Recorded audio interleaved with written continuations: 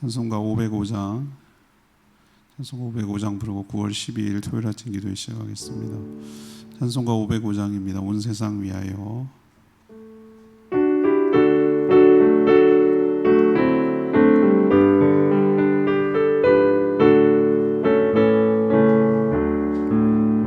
온 세상 위하여 나 복음 전하리. 만 백성 모두 나와서 주 말씀 들으라. 죄 중에 빠져서 헤매는 자들아,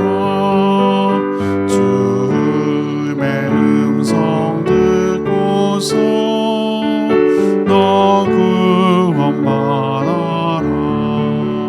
전하고 기도해 매일 증인 되리라.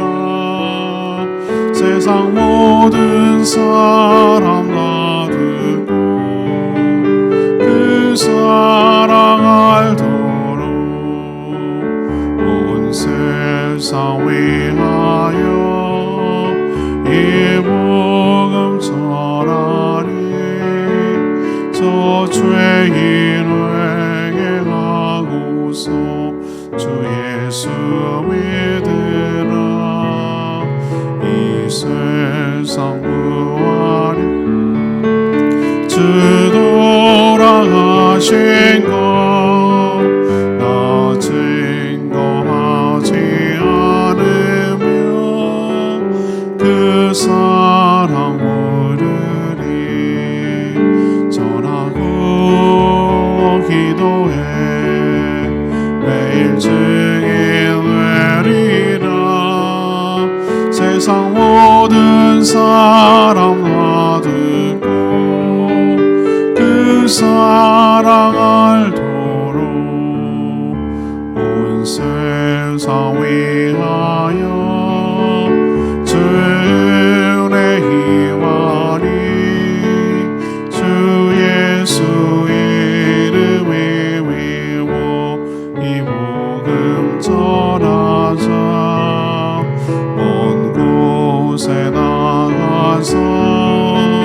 전하지 못해도 나 어느 곳에 있든지 늘 기도 힘쓰리. 전하고 기도해 매일 증인 되리라. 세상 모든 사람 다 듣고 그 사랑 알도록. 479장입니다. 479장 오직 주의 사랑이 매요. 479장입니다.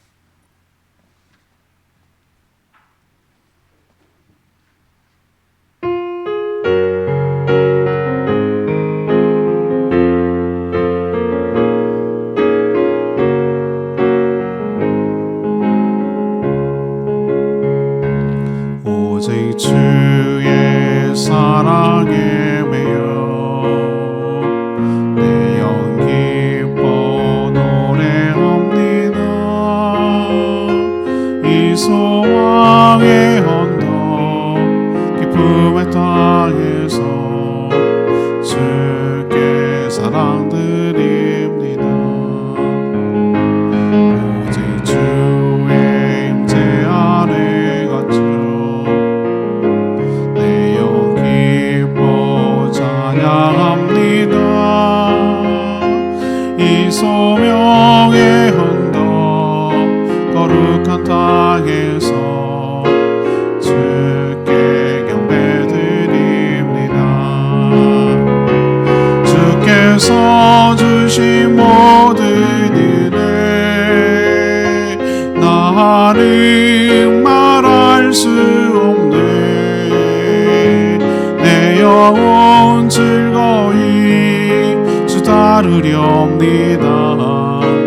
주께 내 삶들이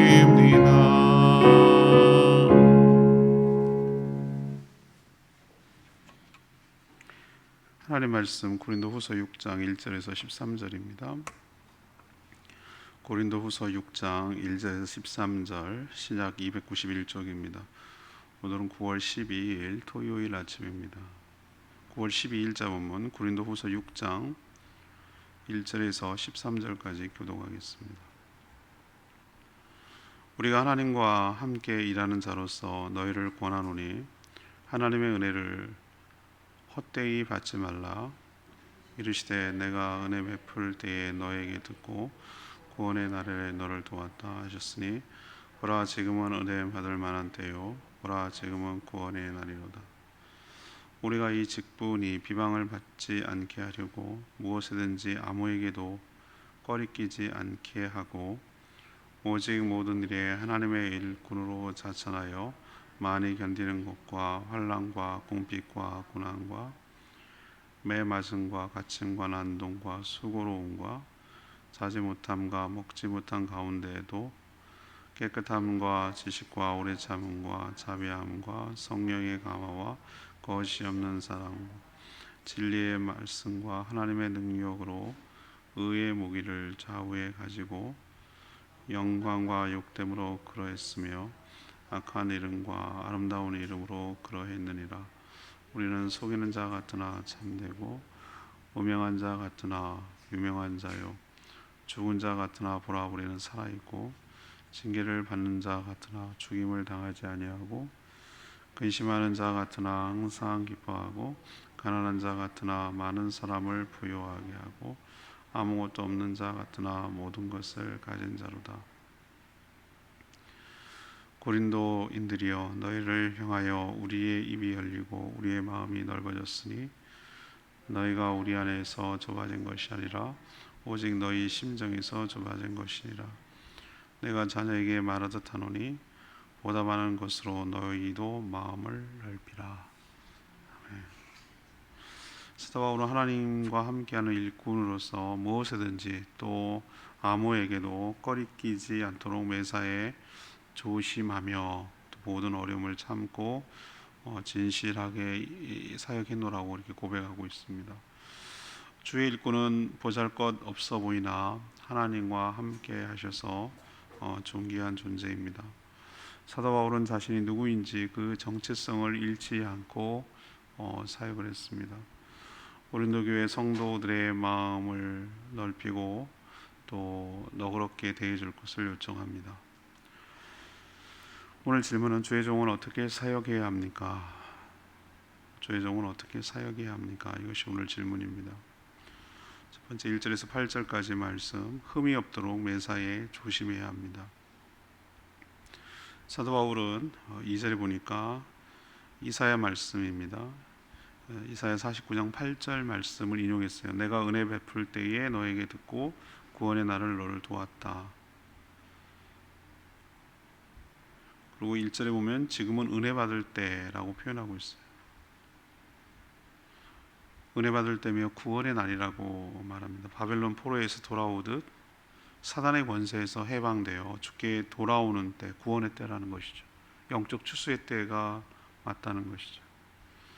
이것을 위해, 영적 추수를 위해, 구원의 때를 위해 자신은 하나님의 일꾼이 되어 하나님과 함께 일하고 있노라고 그렇게 고백하고 있어요. 이 생명을 살리는 복음을 전하는 직분이 비방받지 않도록, 비방을 받지 않도록 무엇에든지 또 아무에게든지 꺼리낌이 되지 않도록 매사에 조심했다 이렇게 고백을 하고 있어요. 그래서 자신이 그럴 것을 당할 이유가 없는데 복음 때문이죠. 그가 아마 평범하게 살았으면, 아니 예수 그리스도를 만나지 않았으면 대우받고 살았을 거예요. 랍비로서, 유대인의 정통 랍비로서 존경과 대우도 받고 편하게 살았을 거예요. 그러나 예수 그리스도를 인격적으로 만나 이방인을 위한 특별한 사도로 부름을 받아서 그가 오늘 성경에 여러 차례 고백하고 간증하는 내용이 나오잖아요. 환난을 당하고 궁핍하고 고난을 받고 매를 맞고 감옥에 갇히고 난동을 겪고 수면이 부족하고 굶주림을 참아가면서 인내하며 이 일을 수행해왔다 이렇게 말하는데 이게 과장이 아니에요. 사도행전을 보면 그가 얼마나 많은 고난을 겪었는지, 그냥 저희처럼 이제 그때 당시에는 사도로서 사도라는 직분이 지금 있느냐 없느냐고 말이 많은데, 그때 저는 초기에 있은 직분이라고 저는 생각을 해요. 물론 우리가 사도적 삶을 살아야 되지만 그렇게 돌아다니면서 교회를 세우고 빠지고 또 교회를 세우고 빠지고 이런 일들을 하는 것은 요즘은 없잖아요. 선교사들도 한 곳에 정착해서 하잖아요, 주로. 물론 뭐 돌아다니면서 사역하는 분도 있긴 있지만, 저희처럼 한 곳에서 지속적으로 계속 관계를 맺고 사역을 해도 몹시 힘든 일이 많은데, 우리처럼 정말 종교의 자유가 있고 이렇게 하는데도 많은 어려움이 있는데, 모든 것이 낯설고 모든 것이 적대적이고 처음 들어보는 얘기를 하고, 이런 유대인들은 집요하게 방해를 하고 로마 제국은 계속해서 핍박을 하고, 이런 어려움, 그러면서도 자기 먹을 것을 벌어가면서 얼마나, 생각을 해보세요. 얼마나 많이 어려웠겠나.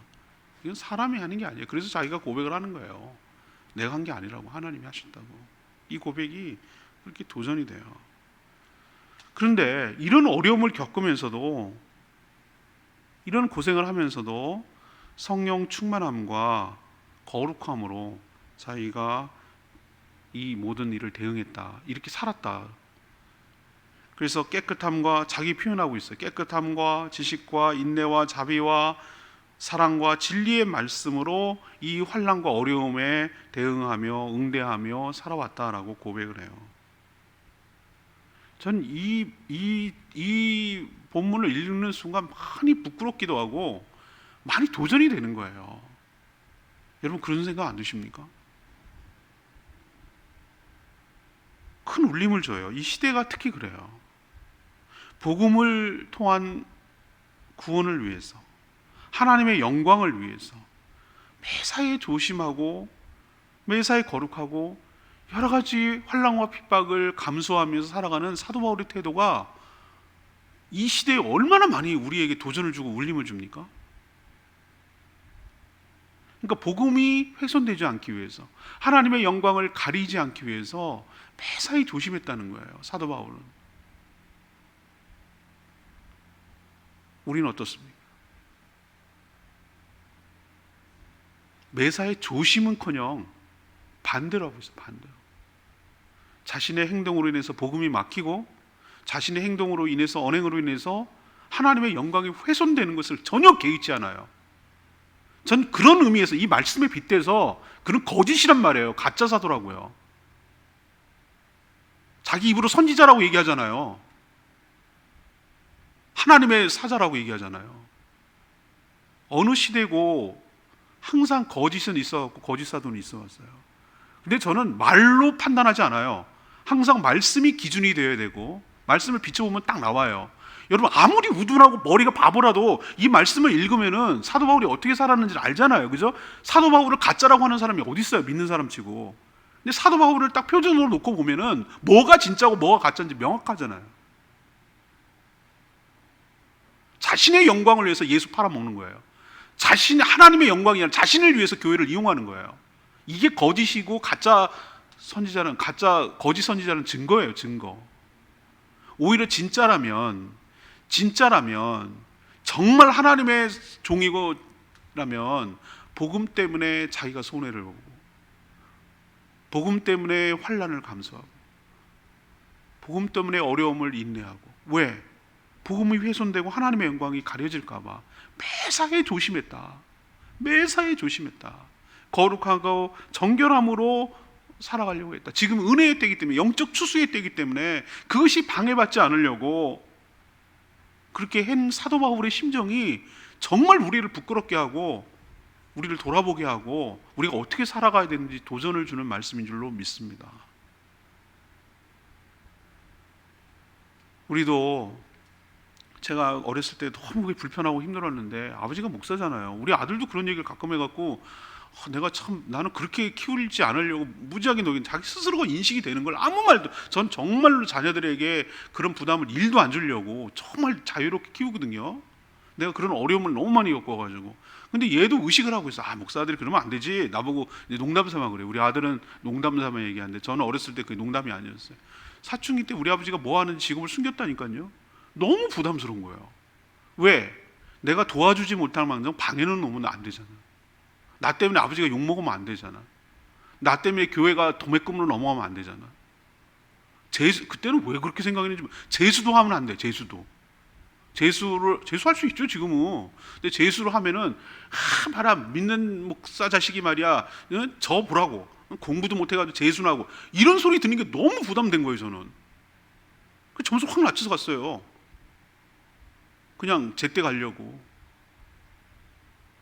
그 어린 마음에 뭐 하나님을 얼마나 깊이 생각하고 뭐 하나님의 영광을 어떻게 그렇지만 적어도 나로 인해서 나의 뭐 행동 거지로 인해서 교회가 욕을 먹고 하나님의 영광을 먹고 아버지가 욕을 먹을까 먹기 싫은 거예요. 부담되는 거예요. 나 같은 사람도 어린애도 그렇게 매사에 조심하는데, 우리 모든 성도는 나의 삶이 나 개인의 삶이 아니에요. 내가 예수 그리스도를 믿고 교회 다닌다는 표현은 웃기지만 하여튼 세상 사람들 표현하면 너 교회 다닌다는 표현이 그냥 예수 믿지 이 표현이잖아요. 다 알고 있어요. 다 알고 있는데 어떤 언행이나 행동을 보면은 그거 갖고 이 사람은 예수 몰라요. 하나님 모르고 그냥 우리들의 언행을 보고 그냥 간접적으로 유추하는 거예요.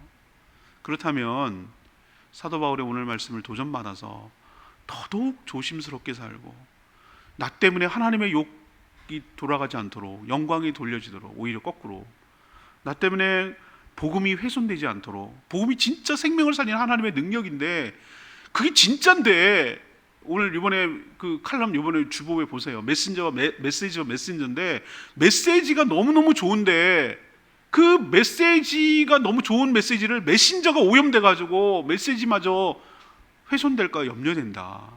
그런 칼럼을 제가 이번 주일에 썼어요. 우리도 정말 복음이 훼손되지 않도록 삼가 조심하며 참고 견디며 꺼리낌이 되지 않도록, 아무에게든지 누구에게든지 꺼리낌이 되지 않도록 삼가 조심하며 살아가는 저와 여러분 되기를 소망합니다. 우리 어깨에 예수 그리스도 이름이 걸려 있어요. 두 번째는 9절에서 10절까지 말씀입니다.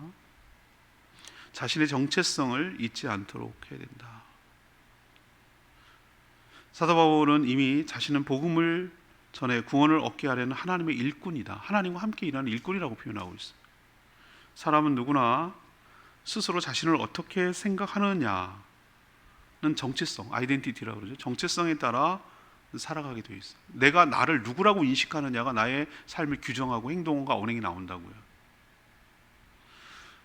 오늘 사도 바울이 뭐라고 하면 역설의 법칙이 여기서 나오는데, 속이는 자 같으나, 남들이 보기에 속이는 자 같아 보이나 참되고, 꼭 보면은 말하는 거 보면 사기치는 것처럼 보이잖아요. 살짝 굴투구슬러 갖고 뭐 지네 교회에 끌어들이려고 하는 것처럼 보일 거 아니에요. 지네 교도에 끌어들이려고. 그렇게 역설로 지금 얘기하는 거예요. 속이는 자 같으나 뭐하고 참되고, 무명한 자, 이름도 없는 자 같으나 뭐하고 유명한 자요. 죽은 자 같으나 뭐하고 살아있고. 지금 역설을 얘기하는 거예요. 그러면서도 그거 비교하면서 강조를 하고 있죠. 징계를 받은 자 같으나 죽임을 당하지 않고, 근심하는 자 같으나 항상 기뻐하고, 가난한 자 같으나 많은 사람을 부요하게 하고, 아무것도 없는 자 같으나 모든 것을 가진 자로다.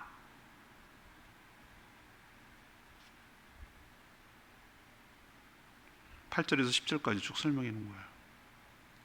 이 비결을 아는 사람만이 저는 진정한 크리스찬이라고 생각을 해요. 이게 말을 쭉 풀어놨는데 이 얘기에 공감이 가고 이게 뭔 말의 뜻인지를 확 이해가 되는 사람은 진짜 크리스찬이에요. 그렇게 사는 사람이에요. 이게 뭔지를 아는 사람이에요. 근데 세상은 세상의 원리와 법칙과 세상의 가치관은 딱 이거와 반대예요. 딱 이거와 반대로 사는 사람이에요. 어떻게 삽니까? 잘 속여가지고 남의 돈 뜯어내고, 더 이름을 드러내고 유명해지고, 늘 자기가 권력 있고 살아 있어야 되고, 자기는 징계 따위는, 어려움 따위는 나랑은 상관이 없고, 나를 늘 기쁘게 하고 해피하게 하고 근심 따위는 없어야 되고, 나는 항상 모든 물질을 가져서 모든 것을 자유롭게 쓸 수 있는 풍요로움을 가져야 되고, 내가 세상에 가질 수 있다면 모든 것을 다 가지고 싶어하는 그런 게 세상이 성공했다고 말하는 거예요. 근데 성경은 정 반대로 얘기하는 거예요. 사도 바울은. 그러나 우리가 빈털털이고 아무것도 없는 정말 허접하고 그런 거냐? 아니요. 하늘의 보화를 두고 하늘의 부유한 자예요. 이 땅에선 비록 그렇게 보일지 모르지만 정말 하나님 보시기에 누가 유명한 자입니까? 누가 이름이 없고, 이름이 없는 사람이 없지만 누가 하나님이 주목하시고 누가 이름이 있겠어요? 생명책에 누가 기록되어 있겠냐고. 세상에서 유명한 사람? 아니요. 예수 그리스도에 속한 사람, 주님과 주님 나라를 위해서 일하는 사람이 생명책에 기록되어 있지 않겠어요? 하늘에서 보면 이 사람이 유명한 사람이에요. 아무것도 없다고요? 예. 하늘에다 보화를 쌓기 때문에 이 땅에 아무것도 없어 보이나 진짜로 부유한 자예요. 천국의 상급과 하나님의 칭찬이 기다리고 있는 자예요. 이걸 아는 사람만이, 이 역사를 아는 사람만이, 내가 어떤 사람인지를 아는 사람만이 이 땅을 이렇게 풍요롭고 자유롭고 넉넉하고 은혜로 살아가게 될 줄로 믿습니다. 이게 역설의 법칙이라고 불러요. 우리가 세상의 관점에서 보면 하나님의 일꾼이라고 부르는 주의 종들은 가장 불쌍한 그리고 한심한 사람처럼 세상 물정도 모르고 쑥맥이고 생활 능력도 없어 보이고 이렇게 보일 수 있어요. 그러나 하늘의 관점에서 보면은 가장 영광스럽고 가장 행복한 사람인 줄로 믿습니다. 이 비밀을 아는 자만이 주의 일꾼이 되어 주의 일을 감당하고 사역할 수 있게 될 줄로 압니다. 이것을 알고 이것을 누리는 자만이 자긍심을 가지고 어떤 환경과 어려움 속에서도 자긍심을 가지고 당당하게 임할 수 있고 어떤 어려움이 와도 인내하며 나갈 수 있게 될 줄로 믿습니다. 여러분도 이 역설의 법칙을 적용받고 하늘의 보화를 두고 세상의 가치관에 따라 살아가는 자가 아니라 하늘의 법칙에 따라 살아가는 진정 부유한 자, 진정 행복한 자, 진짜 가진 자, 그런 자로 살아가게 되기를 간절히 축복합니다. 세 번째는 11절 12절 말씀, 성도를 넓은 사랑으로 대해야 합니다. 사도 바울은 고린도전서 편지를 통해서 성도들의 그 여러 가지 문제가 많거든요. 고린도전서 보면은 현대 교회가 갖고 있는 모든 문제가 고린도 교회가 이미 다 보여줬어요. 그래서 고린도전서를 쭉 묵상하면 우리가 겪고 있는 모든 문제들이 집약돼서 거기 다 나타나요. 이미. 근데 그거가 나타나니까 그때는 뭐 교회 샘플이 없잖아요. 그러니까 막 지금 처음 해보는 거기 때문에 얼마나 교회, 거룩한 교회 안에 세상적인 요소가 많이 들어와 있겠어요. 그 뭐가 뭔지 뭐 구분이 안 될 정도, 이게 옳은 건지 그른지도 모르는 뭐 기준이 없으니까. 그래서 막 고린도 교회는 정말 많아서, 그러니까 강하게 막 고린도 편지, 예를 들면 대표적인 우상 숭배하는 문제, 성도인데도 불구하고 그게 문화가 아직 떨어지지 않았어요. 처음으로 예수를 믿는 거니까. 그때 당시엔 또 고린도는 신을 섬겼단 말이에요. 그러니까 당연히 그리스 신을 섬겼으니까 거기서 신전에서 나오는 뭐 우상을 먹고 이런 거에 대한 전혀 개의치 않았어요. 그게 뭐 문제되는, 근데 그걸 지적하니까 또 뭐 음란에 대해서도 지적하고, 그게 그때는 막 그러고 살았어요. 성도들을 재판에 송사하는 거 여러 가지 문제를 막 얘기를 했죠. 책망했어요. 또 한 번 방문해가지고 또 뭐라고 하고, 두 번째 눈물의 편지에서는 막 회개할 것을 징계하고 치리할 것을 막 촉구하고, 유독 고린도 교회에 대해서 예민하게, 그러니까 뭐라 그럴까, 날카롭게 각을 세웠어요. 사도 바울이 예민했어요. 그 교회 문제도 많았지만 그랬어요. 그러니까 이런 책망을 받은 성도와 불편한 관계가 됐죠. 본의 아니게. 그러나 사도 바울의 본심은 뭐 유독 고린도 교회만 미워했겠어요? 그런 건 아니에요. 나중에 우리가 묵상하겠지만 유독 고린도 교회를 더 사랑한 것 같아요. 거꾸로 사랑이 많고 걱정도 되고 염려가 되니까 더 많은 얘기를 하는 거죠. 우리도 보면은 본심은 그런 것이 아니고 변함없이 여전히 사랑하고 있다고 말하고 있어요. 자신은 이미 고린도 교회 성도들을 향해 입이 열리고 마음도 넓어졌다, 이런 표현을 합니다. 그러니 고린도 교회 성도들도 넓은 아량을 가지고 마음을 열고 자신을 받아줄 것을 이렇게 아버지가 자녀에게 하듯이 촉구하고 권면하고 있어요. 고린도 교회는 사도 바울이 2차 전도 여행을 통해서 세워진 교회예요. 그래서 애정이 남다릅니다. 아버지의 심정으로 자식과 같이 생각하기에 교회의 이런저런 문제에 대해서 책망하고 바로 잡으려고 했던 것이죠. 이것도 사랑이 있어야 가능한 겁니다. 조금의 애정도 없고 될 대로 되라지 뭐 내가 알 바 아니지만 난 할 도리 했어. 그 다음에 니네 문제지. 이런 식으로 생각했다면, 애정도 없었다면 뭐가 어떻게 되는지 뭘 관심 있겠어요? 무관심하죠. 난 할 거 했습니다. 그건 뭐 지네 문제죠. 라고 하지 않았겠어요? 그러나 사도 바울의 진심을 알고 마음을 열어 용납하고 회개해야 하는 것이죠. 그러니까 이것이 복음을 전해준 사도에게 13절의 말씀대로 보담하는 길이죠. 너희가 보담하는 것은 내 마음의 진심을 알고 마음을 열고 아량으로 서로 좋은 관계를 맺는 것, 이게 바로 복음에 합당하고 보담하는 길이죠. 전 레마의 말씀이 1절 말씀입니다.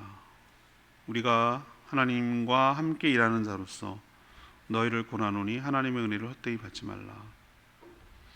은혜를 헛되이 받지 말라는 말은 무슨 뜻일까? 헛되이 받지 말라. 하나님의 구원의 은혜를 오해해서 함부로 살 수 있기 때문에 그래요. 사도 바울은 복음을 위해서 매사에 조심했습니다. 여러 형태의 환난을 믿음으로 인내했죠. 자신 누구인지를 잘 알며 겸손하되 비굴하지 않고 당당하게 임했습니다. 이것이 바로 은혜를 제대로 받은 것이죠. 헛되이 받으면 어떻습니까? 조금만 어렵고 힘들고 고난이고 그러면은 버리죠. 배신하죠. 내팽개치죠. 그게 헛되이 받은 것이죠. 그러나 진짜 복음의 가치를 알고 귀함을 알고 은혜를 아는 사람은 헛되이 받지 않죠. 은혜에 합당하게 살아가죠. 그 은혜에 감격하며 살아가고 그 소망을 가지고 인내하며 살아가죠. 은혜를 헛되이 받는 자는 구원의 열매만 얻으려고 하고 그 열매를 얻기까지 누리려고만 하고 수고하는, 그 얻기까지의 수고로움과 헌신은 다 하지 않으려고 하는 아주 얄팍한 사람이 은혜를 헛되이 받는 것이. 진정한 복음의 진수를 누리려면 내 몸에 그리스도의 십자가를 지고 예수님 닮아 그리스도의 고난에 동참하는, 그래서 그 멸관을 얻는 그런 삶이야말로 은혜를 제대로 받은 사람이라고 할 수 있습니다. 우리도 은혜를 헛되이 받지 말고 제대로 받는 저와 여러분 되기를 소망합니다. 오늘 질문이 뭐였습니까? 주의 종을 어떻게 사역해야 합니까? 목사님 얘기구나. 아니요. 모든 주의 종들은 다 주의 성도들은 주의 종들이에요. 우리 하나님께서 다양하게 우리를 명칭을 내세워요. 복합적인 것이죠. 하나님의 자녀라고 하는 말도 은혜가 되죠. 하나님의 백성이라고도 하죠. 또 하나님의 일꾼이라고도 표현해요. 이게 다 맞는 말이에요. 우리는 다 이런 복합적인 의미가 있어요. 자녀이기도 하고 백성이기도 하고 또 주의 일꾼이기도 해요. 그러니 오늘 말씀을 듣고 합당하게 사역하며 일해야 될 줄로 압니다. 첫 번째는 흠이 없도록 매사에 조심해야 됩니다. 이게 참 그래서 어렵다는 거예요. 나 혼자 있다면은 뭐 그렇게까지 좀 자유로울 거예요. 그러나 저도 어디 가서든지 매사에 조심합니다. 막 두리번 합니다. 여기 나갔다 하면은 내가 모르는 사람이라도 한 달이 걸리면 여기 다 알거든요. 여러분 그렇게 생각하셔야 돼요. 전 더 그래요. 더. 내가 저 사람을 모른다고 해서 저 사람이 나를 모른다고 보장할 수 없어요. 알아요, 저를. 제가 깜짝 놀랐잖아요. 몇 년 전인가, 몇 년 전인지 기억. 식당에 갔는데 저는 뭐 이렇게 음식을 시키고 주문하고 뭐 이랬는데 그 식당 사장님이 뭐 이상성 목사님이시죠? 그래서 내가 저를 아세요? 깜짝 놀랐어요. 제가 방송 듣습니다. 그러는 거예요, 방송. 근데 정말 내가 너무 입이 벌어져고 다물지 못했어요. 목소리만 듣고 아는 거예요. 목소리만. 와, 정말 내가 놀랐어요. 그러니 어디를 숨기며 어디를 피하겠습니까? 저 사람이 뭐 하는 사람인지 다 아는데. 그러니까 남 눈을 의식해서 살으려는 얘기가 아니에요. 그 왜 의식하느냐? 나의 문제가 아니라 나의 삶과 행동을 통해서 생명을 살리는 복음이 막혀지거나 왜곡되거나 훼손되지 않도록, 나로 인해서 그럴 뿐이 아닌데 내가 믿는 하나님이 욕되게 되거나 하나님이 손상받을까 봐 그게 싫은 거예요. 그게 두려운 거예요. 내 개인이 잘못되고 뭐 욕먹는 그게 문제가 아니라 나 때문에 하나님은 영광과 존귀를 받으실 분이에요. 근데 왜 나로 인해서 하나님이 욕을 먹냐고요. 그게 나는 가슴이 아픈 거예요. 제가 요즘 왜 속이 상하고 왜 화가 나고 왜 부끄럽고 막 그러냐면은 막 하나님이 그럴 뿐이 아니고 교회가 그런 게 아닌데, 복음이 그런 게 아닌데 잘못된 뭐 누구라고 할 것도 없어요. 다 공범이에요, 공범. 때문에 우리들 때문에 하나님이 욕 먹는다고 생각하는 건 그게 막 속이 상하는 거예요. 그게 막 화가 나는 거예요.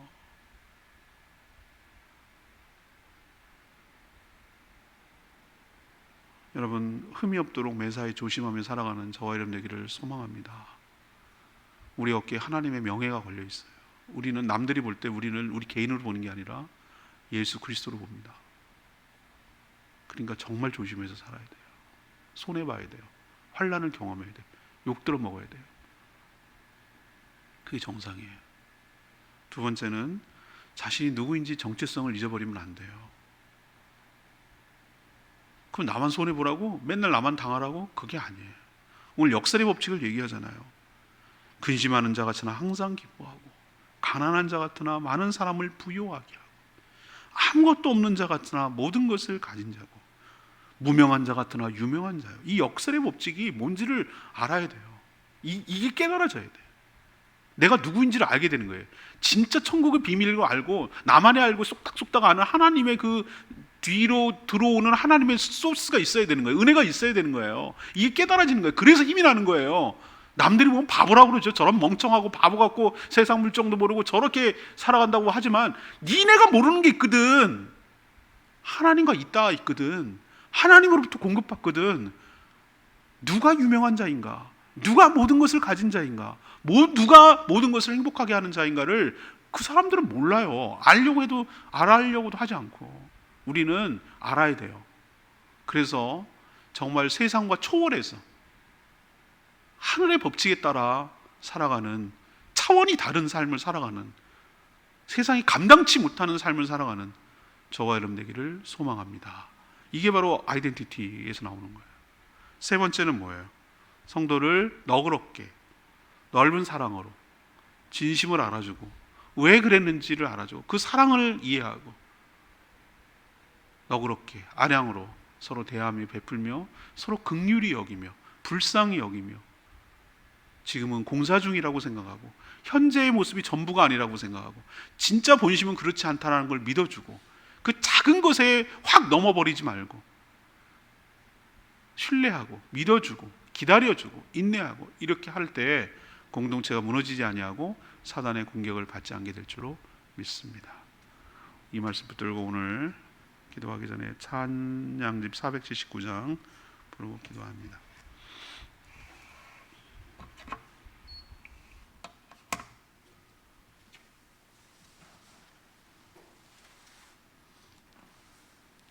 찬양집 479장 오직 주의 사랑에 매여 내 영 기뻐합니다.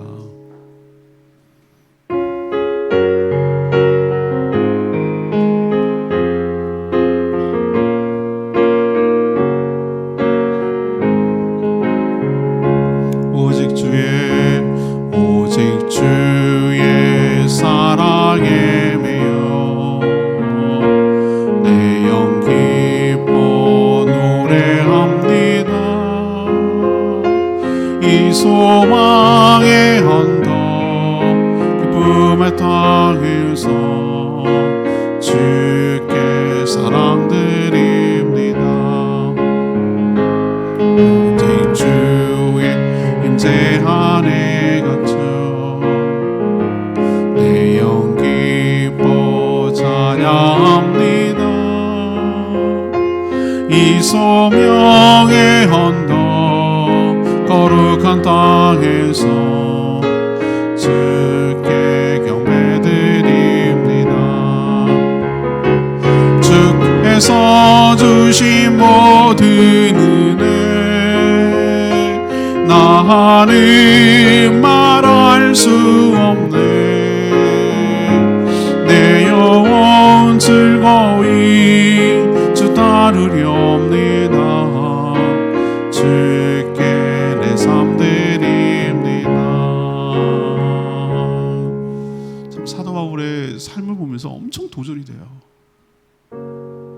이렇게 안 살고 있잖아요. 반대로 살잖아요. 조금만 힘들고 어려우면 원망하고 이탈하고 떠나버리잖아요. 그게 바로 은혜를 헛되이 받은 거예요.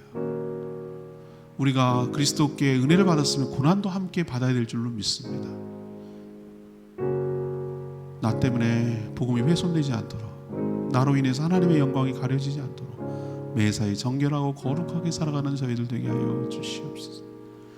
세상이 모르는 천국의 비밀을 소유하고 없는 자 같으나 부유하고 무명한 자 같으나 유명한 자임을 깨닫고 그 역설의 법칙에 따라 우리가 살아가는 저희들 되기를 원하며 모든 성도들을 너그럽고 안양으로 대하며 마음을 넓혀서 기다려주고 인내하는 저희들 되게 해달라고 주여 외치며 기도하겠습니다. 주여 나는 오직 주의 사랑에 매여 내 영 기뻐 노래합니다. 이 소망의 언덕 기쁨의 땅에서 주께 사랑드립니다. 오직 주의 임재 아래 갇혀 내 영 기뻐 찬양합니다. 이 소명의 언덕 거룩한 땅에서 주께 경배드립니다. 주께서 주신 모든 은혜 나는 말할 수 없네. 내 영혼 즐거이 주 따르렵니다. 주께 내 삶 드립니다.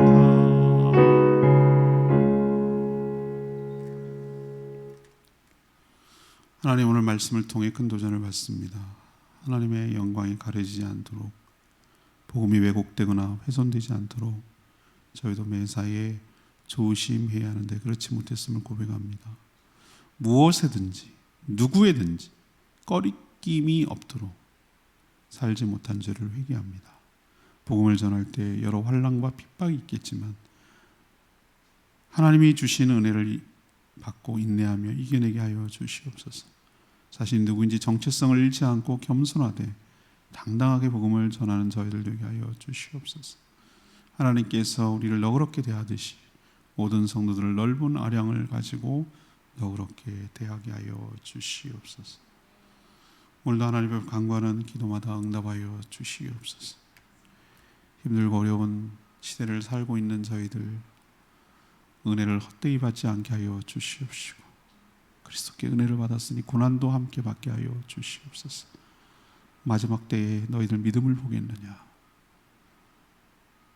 너희도 가려느냐? 하나님, 저희들이 먹는 문제로 예수님을 자는 게 아니라 생명의 떡이 생명이 주님께 있으니 저희들이 어디를 가겠습니까? 끝까지 주를 붙들고 주님 바라보며 믿음으로 인내하며 소망 가운데 살아가는 저희들 되게 하여 주시옵소서. 저희로 인해서 그리스도의 영광이 훼손되고 하나님의 영광이 가려진 죄를 회개하오니 저희를 새롭게 하사 하나님의 영광이 다시 찾아지도록 영광을 받으시도록 저희들이 바르게 살아가게 하여 주시옵소서. 내일 거룩한 주일 온전히 예배드리지 못하는 이 안타까움을 주님께서 불쌍히 여겨 주시옵시고 모든 성들이 함께 모여 한자리에 모여 하나님을 경배하고 마음껏 찬양하며 영광 돌리는 예배가 회복될 수 있도록 은혜 베풀어 주시옵소서. 불가피하게 온라인으로 드리지만 하나님은 어디서든지 경건하게 거룩하게 참여할 수 있도록 은혜 베풀어 주시고 또 주일을 준비하는 모든 손길들 주님께서 복내려 주시옵소서. 주님께 모든 것 맡겨놓고 예수 그리스도의 이름으로 축복하며 기도합니다. 아멘. 오늘 하루도 주님의 은혜 가운데 살기를 축복합니다. 충분히 기도하고 하루 시작합니다.